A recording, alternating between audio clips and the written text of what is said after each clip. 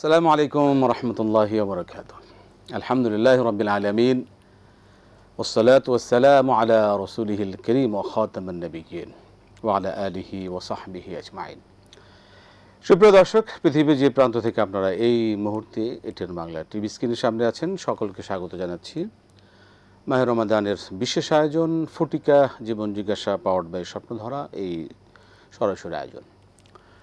আপনাদের জীবন ঘনিষ্ঠ যে কোনো বিষয় জানতে আপনারা সরাসরি এই আয়োজনের প্রশ্ন করতে পারবেন, ফোন করতে পারবেন। আমরা শুনবো আপনাদের প্রশ্নের জবাব, কোরআন সুন্নাহ আলোকে সহিহ সুন্নাহর ভিত্তিতে ইনশাআল্লাহ। আমি আছি আপনাদের সাথে একেএম ফিরোজ, আমাদের সাথে আজ স্টুডিওতে উপস্থিত আছেন আপনাদের মূল্যবান প্রশ্নের জবাব দেওয়ার জন্য আমাদের সকলের শ্রদ্ধেয় শেখুল আল্লাম শেখ প্রফেসর আনম রশিদ আহমদ মাদানী হাফিজাহুল্লাহ। আসসালামু আলাইকুম ওয়া রাহমাতুল্লাহি ওয়া বারাকাতুহু।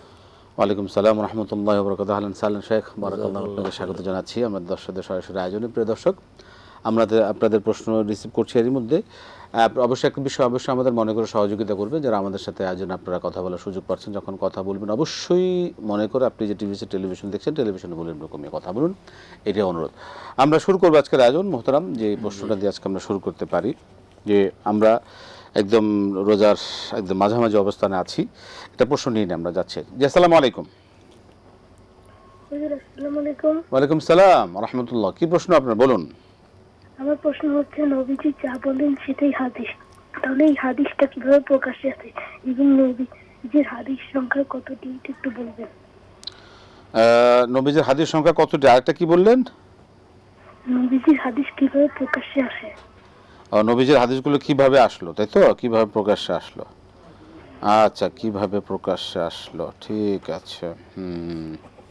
প্রকাশ হলো, ঠিক আছে। আরেকটা হচ্ছে যে কতগুলো হাদিস। আর কোনো প্রশ্ন? জি, আর কোনো প্রশ্ন আছে আপনার? আমার প্রশ্ন আরেকটি আছে যে, বলুন। আমরা জানি যে হুজুর ফরজের মধ্যে হুজুর ফরজ চারটি ফরজ সুন্নতের মধ্যেও আছে, তাহলে কি সুন্নত যদি আদায় করি তাহলে কি ফরজটা আদায় করতে হবে? ফরজ এবং সুন্নত দুইটাই আদায় করতে হবে কিনা, তাই তো? সুন্নত করলে ফরজ করতে হবে কিনা, ফরজ করলে সুন্নত করতে হবে কিনা। ঠিক আছে, আমরা আসছি। ওয়ালাইকুম সালাম। মোহতারাম, হাদিসের প্রশ্ন দিয়ে শুরু করতে পারে। হাদিস কিভাবে প্রকাশ্যে এলো, কতগুলো হাদিস আছে? আল্লাহুম্মা লাকাল হামদু হামদাশ শাকিরিন ওয়া সাল্লি ওয়া সাল্লিম আলা রাসূলিকাল আমিন ওয়া আলিহি ওয়া সাহবিহি ওয়া মান তাবি'আহুম বিইহসানিন ইলা ইয়াউমিদ্দিন। রাসূল সাল্লাল্লাহু আলাইহি সাল্লামের কথা, কাজ, অনুমোদন, এই হচ্ছে হাদিস। আসলে রাসূল সাল্লাল্লাহু আলাইহি সাল্লামের কোরআন নাজিল হয়েছে। কোরআন গোটা মানব জাতির জন্য পরিপূর্ণ হেদায়েত, কোনো সন্দেহ নেই। মুহাম্মদ সাল্লাল্লাহু আলাইহি সাল্লামের দায়িত্ব ছিল এই কোরআনের হেদায়েতটাকেই মানুষের সামনে পৌঁছে দেওয়া, মানুষকে বুঝিয়ে দেওয়া। এই বোঝানোর জন্য তিনি কোরআনের সমর্থনে যা বলেছেন, যা করেছেন, যা অনুমোদন করেছেন, তাই হাদিস।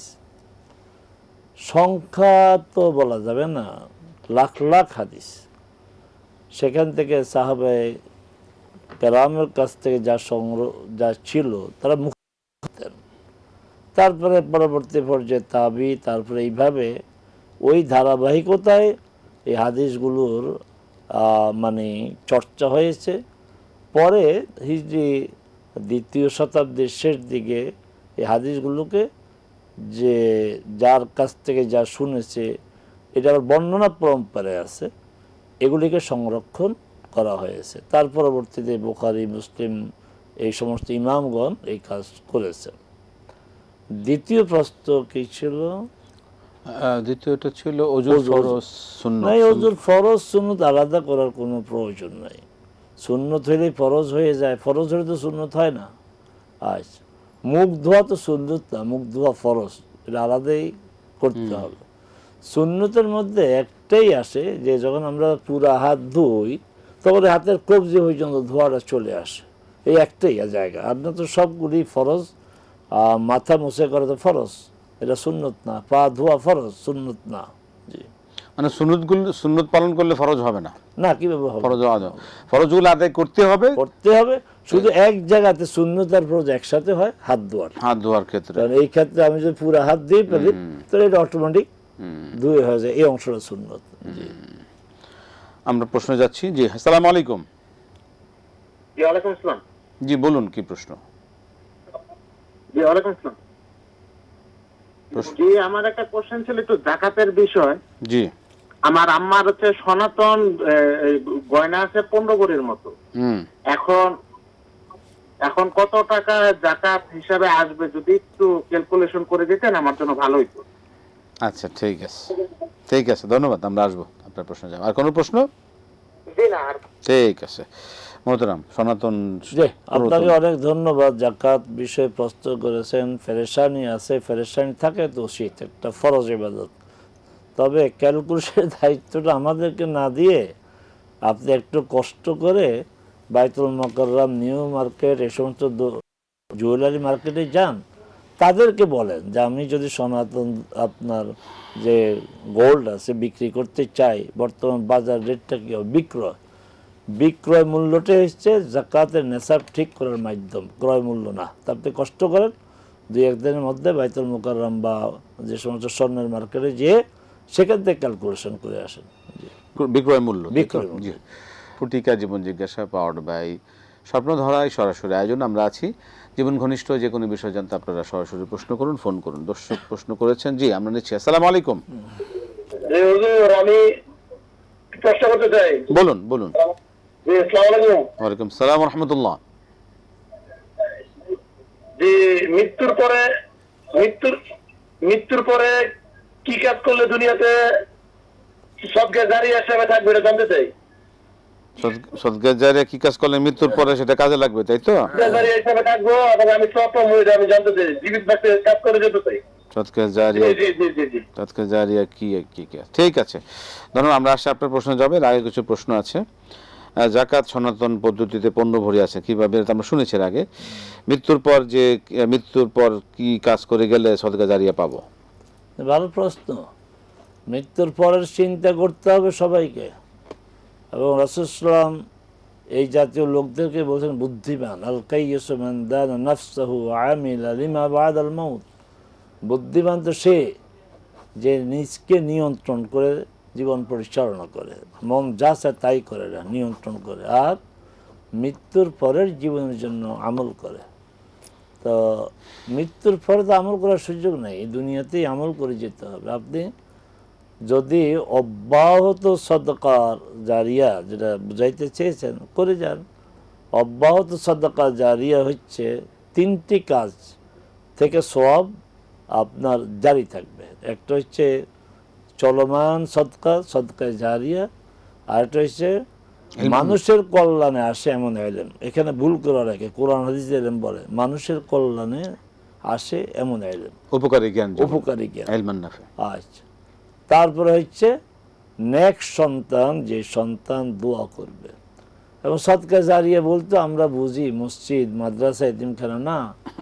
আপনি কোনো এলাকাতে মানুষের চলাচলের কষ্ট একটা রাস্তা করে দেন, সদকা জারিয়া। তারপরে কোনো একটা রাস্তা আছে, আরেক পাড়ে যেতে হলে অনেক কষ্ট করে খাল পার হইতো, একটা ব্রিজ করে দেন, সদকা জারিয়া। দীর্ঘ পথ, পাবলিক টয়লেট নাই, মানুষ কষ্ট পায়, একটা পাবলিক টয়লেট জায়গা কিনে পাবলিক টয়লেট করে দেন।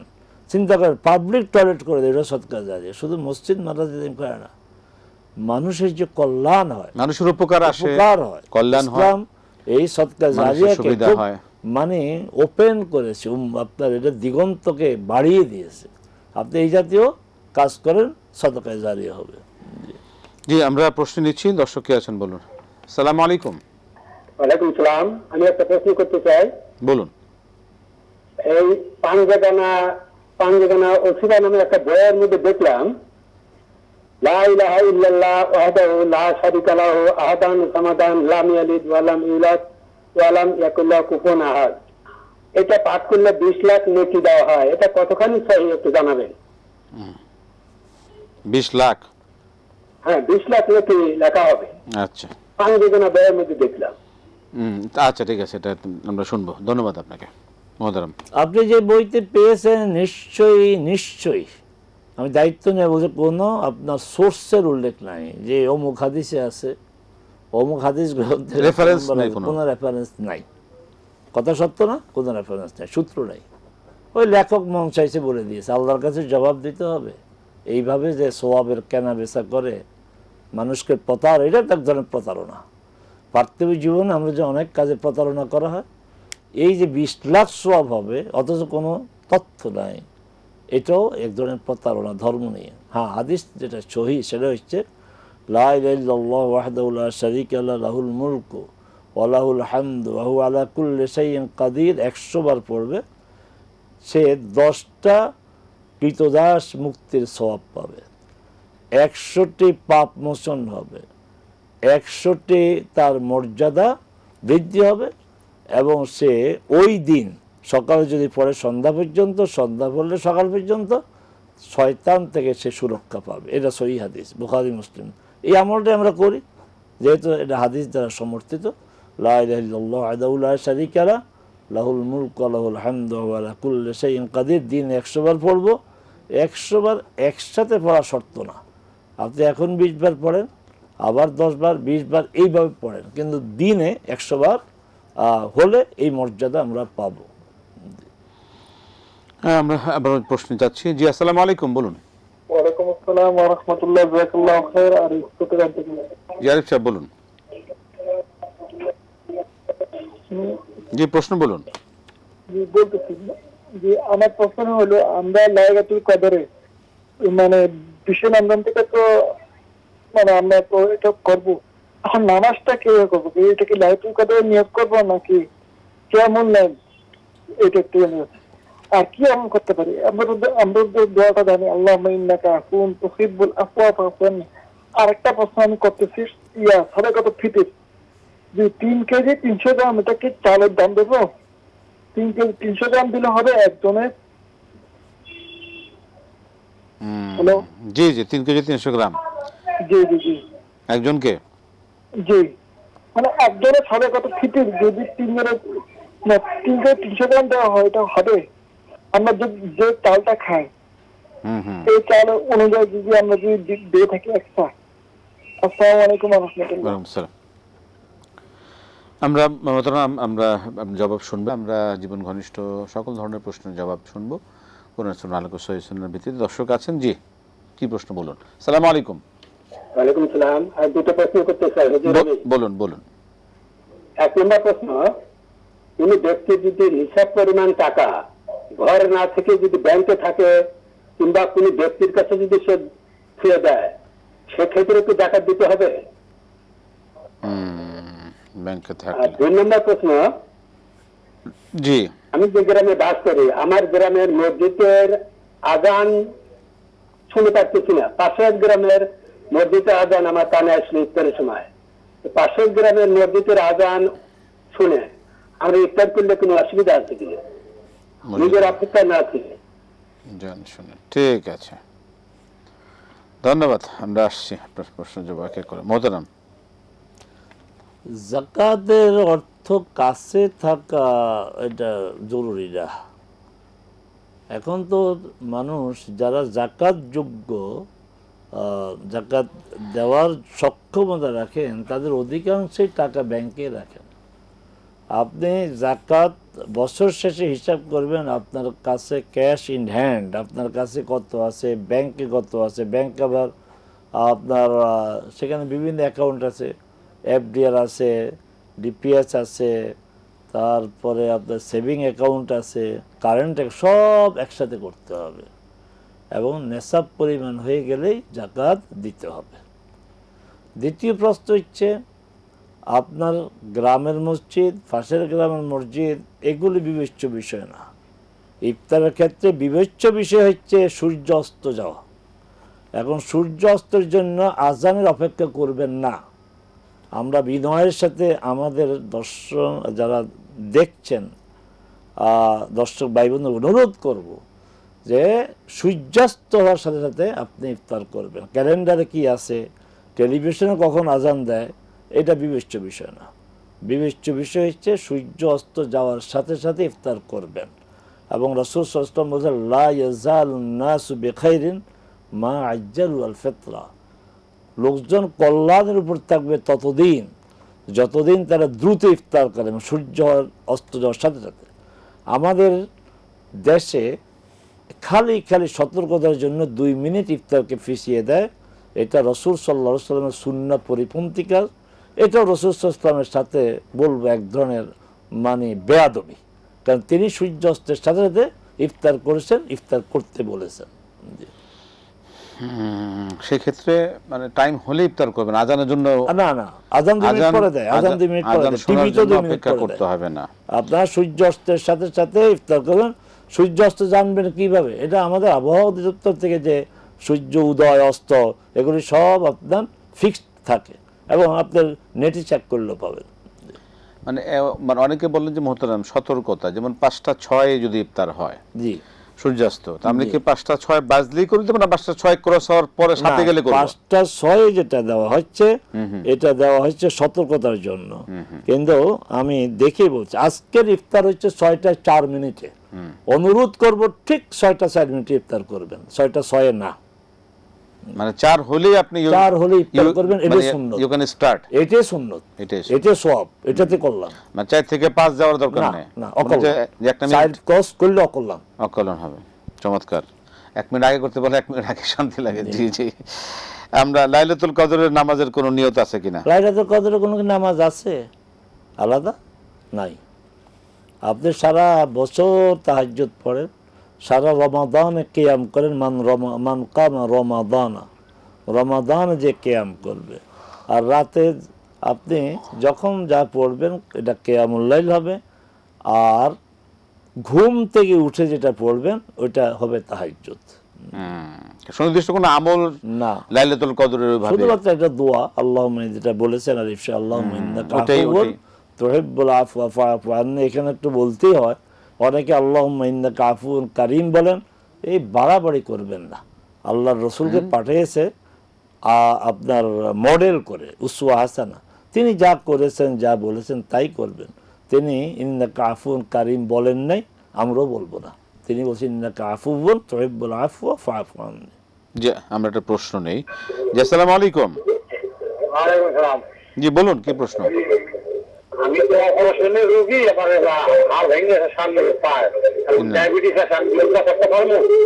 আপনি কি রোজা করতে পারবেন কিনা? আর রোজা থাকতে পারবো কিনা? ওষুধ খাই, আমার ডায়াবেটিস আছে এবং পা সামনে পা ভাঙা আমার। এতদিন কি করছেন, রোজা রাখেন নাই? না না না, রাখেন। ওষুধ খাই যে। আচ্ছা ঠিক আছে, ঠিক আছে, আমরা শুনবো আপনার বিষয়ে। আপনি রোজা তো বাদই দিয়ে দিয়েছেন। মোহতারাম কি হবে ওনার? ভাই তো নিজের দায়িত্বে 18টা রোজা রাখেন, রাখেন নাই? আজকে 18 না? 18 দিন এসে মনে হলো যে পারবো কিনা। মনে পড়েছে। আর রোজা আপনি রাখতে পারবেন না এটা আমরা কিভাবে বলবো? আমি আমার রোজা রাখতে পারতেছি আলহামদুলিল্লাহ। আমি রোজা রাখতে পারবো, আল্লাহ না করুন, তখন আমি সিদ্ধান্ত নেব। সিদ্ধান্ত আপনি নেন, আপনি রোজা রাখতে পারবেন না। সিদ্ধান্ত নিয়ে নিছেন আপনি 18 দিন। এইবার একটু ভালো করে চিন্তা করেন যে আসলে আপনি ইচ্ছা করলে রোজা রাখতে পারতেন কি না। আমরা প্রশ্ন নেই। জি, আসসালামু আলাইকুম। ওয়ালাইকুম আসসালাম ওয়া রাহমাতুল্লাহ। স্যার, আমি বাগেরহাট থেকে বলছি, নীলা। জি বলবেন। জি স্যার, আমার একটা প্রশ্ন হলো, আমি সোফায় বসে নামাজ আদায় করি। আমি সোফায় বসি না, মানে আমি দাঁড়িয়েই নামাজ শুরু করি, তারপরে রুকু করি দাঁড়িয়ে, তারপরে মানে সিজদার সময় বসি। এখন এটা তো মানে নামাজে তো সিজদা করে 1 রাকাত শেষ করে সোজাসুজি উঠে দাঁড়িয়ে যেতে হয়, কিন্তু আমার আমি ওঠা বসায় আমার একটু সমস্যা, তো এই জন্য আমি করি কি সিজদা দিয়ে 2 রাকাত 1 রাকাতের সিজদা শেষ করে আমাকে একটু বসতে হয়, বসে তারপরে আবার 2য় রাকাতের জন্য দাঁড়াতে হয়। এখন এক্ষেত্রে কি নামাজের কোনো ক্ষতি হবে আমার? একটু বিস্তারিত বলুন। ঠিক আছে। জি, আমরা শুনছি আপনার বিষয়ে। মোহতারাম জবাব দিচ্ছে। মোহতারাম, আবার আপনার অবস্থা তো আপনি ভালো জানেন। আপনি দাঁড়াইতে পারেন নাকি বসতে, কোনটা কমফোর্ট ফিল করেন? আপনি দাঁড়িয়ে নামাজ পড়তে পারেন, তা দাঁড়িয়ে রুকু দেন, দাঁড়িয়ে সেজদা দেন, বসার কোনো প্রয়োজন নেই। আপনি সোফাতে বসে সেজদা দেওয়ার চেয়ে ওই দাঁড়িয়ে আপনি ইশারা সেজদা দেওয়াই ভালো, কারণ সোফার অবস্থানটা শরীয়তে নাই। শরীয়র অবস্থান হচ্ছে যে হয় দাঁড়াও, দাঁড়াতে না পেলে বসো, না পারলে আপনার তুমি শুয়ে নামাজ পড়ো। তা আপনি একটা অবস্থা ঠিক করতে হবে। আপনি দাঁড়িয়ে নামাজ পড়েন, রুকু দাঁড়িয়ে দেন, সেজদার জন্য সোফাতে বসেন কেন? আর আপনার শরীর কি কোনটা অ্যালাউ করে আপনি ভালো জানেন। আপনি যদি মনে করেন না দাঁড়িয়েই আপনি বা সেজদা দিতে পারেন, দিবেন, ইশারাইতে সেজদা দিবেন, সোফা বসার কোনো প্রয়োজন নাই। আর যদি পারেন তাহলে ফ্লোরে বসবেন, একদম ফ্লোর, ওইটা কষ্ট হলে সব কাজ দাঁড়িয়ে করেন। জি, যেভাবে আপনার জন্য সহজ হয়, তাই না? ইসলাম তো আসলে কোনো জিনিস চাপিয়ে দেওয়া হয় না। আজকে আর সময় পাচ্ছি না। আলহামদুলিল্লাহ, আপনাকে অসংখ্য ধন্যবাদ। জাযাকাল্লাহ খাইর, বারাকাল্লাহু ফিকুম।